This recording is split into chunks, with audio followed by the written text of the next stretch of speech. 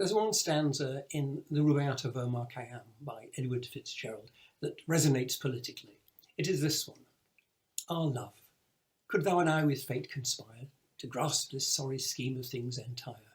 Or would we not shatter it to bits and then remould it nearer to the heart's desire? Similar thoughts have occupied the minds of many revolutionaries from Robespierre onwards, and maybe even before. The drive for a better society starts with the destruction of the current one. Some people look at society with all of its perceived flaws, its imperfections and injustices, and want to do away with it and replace it with a better society, one they can conceive of that will lack those drawbacks and blemishes, and in which people will be able to lead fuller and more rewarding lives.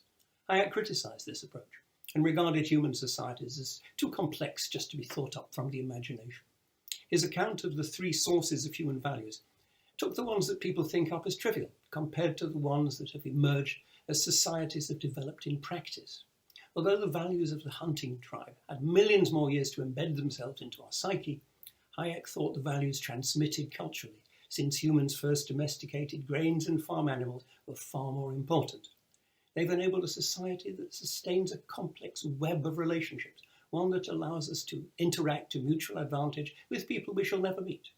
When intellectuals suppose they can conjure up in their minds a better society than those that have had the inputs of billions of people over long periods of time, Hayek called it the fatal conceit. Of course society can be improved. This is what we do. We look at its shortcomings and we propose innovations to overcome them. We test them in practice and retain the ones that work, but we don't smash up existing societies and put dreamed up ones in their place. We improve them instead.